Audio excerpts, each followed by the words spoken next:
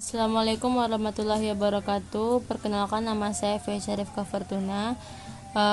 Kali ini saya akan membahas materi tentang peran dan tanggung jawab personil sekolah dalam pelayanan bimbingan dan konseling lanjutan.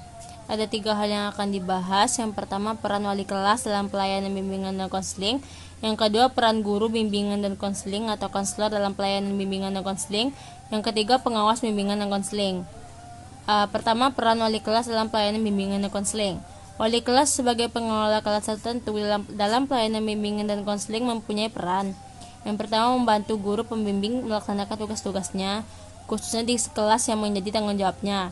Yang kedua, membantu guru mata pelajaran melaksanakan peranannya dalam pelayanan bimbingan dan konseling, khususnya di kelas yang menjadi tanggung jawabnya.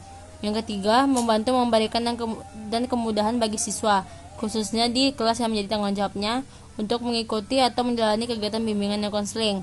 Yang keempat, berpartisipasi aktif dalam kegiatan khusus bimbingan dan konseling seperti konferensi kasus. Yang kelima, mengali tangankan siswa yang memerlukan layanan bimbingan dan konseling kepada guru pembimbing. Selanjutnya, peran guru bimbingan dan konseling atau konselor dalam pelayanan bimbingan dan konseling. Tugas guru bimbingan dan konseling dapat disimpulkan bahwa tugas guru bimbingan dan konseling yaitu melaksanakan seluruh kegiatan pengelolaan bimbingan konseling serta melaksanakan tugas-tugas pokok memberikan pelayanan bimbingan konseling kepada paling sedikit 150 peserta didik per tahun. Selain memiliki tugas sebagai salah satu pendidik, guru bimbingan dan konseling di sekolah juga memiliki peran dan fungsi. Yang pertama, membantu peserta didik mengembangkan potensi secara optimal baik dalam bidang akademik maupun sosial pribadi. Yang kedua, membantu guru memahami peserta didik, mengembangkan proses belajar mengajar yang kondusif serta menangani permasalahan dalam proses pendidikan. Yang ketiga, membantu pimpinan sekolah dalam penyediaan informasi dan data tentang potensi dan kondisi peserta didik.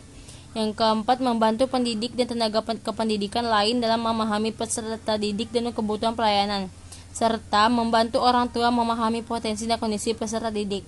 Selanjutnya, pengawas bimbingan dan konseling.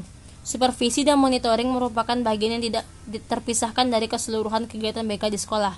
Hal ini dipahami karena perencanaan dan pelaksanaan yang baik belum tentu dapat diwujudkan pada setiap sekolah. Pengawasan sekolah dimaksudkan mempunyai bidang pengawasan. Yang pertama, bidang pengawasan TK. Yang kedua, bidang pengawasan rumpun mata pelajaran. Yang ketiga, bidang pengawasan pendidikan di luar sekolah. Dan yang keempat, bidang pengawasan BK. Kegiatan pengawasan BK di sekolah ialah menyelenggarakan kepengawasan dengan tugas pokok mengadakan penilaian dan pembinaan melalui arahan, bimbingan, contoh, dan saran kepada guru pembimbing atau guru kelas dan tenaga lain dalam BK di sekolah. Dalam menunjang kegiatan pengawasan BK, hendaknya sebelum pengawasan ini dilakukan oleh pengawas sekolah bidang BK sekolah. Maka guru pembimbing telah mempersiapkan hal-hal sebagai berikut. Yang pertama, laporan siswa asuh BK. Yang kedua, laporan hasil penilaian kegiatan BK. Yang ketiga, laporan ruangan dan perlengkapan. Yang keempat, laporan perlengkapan kegiatan BK. Yang kelima, laporan program kegiatan layanan yang meliputi rencana, pelaksanaan, penilaian, analisis, dan tindak lanjut. Yang keenam, laporan program kegiatan pendukung. Yang ketujuh, laporan program layanan dan kegiatan pendukung yang dikaitkan kepada keempat bidang pembimbingan. Dan yang terakhir, laporan kegiatan pengembangan diri guru berkenaan dengan peningkatan wawasan dan kemampuan dalam BK. Itulah materi kali ini. Assalamualaikum warahmatullahi wabarakatuh.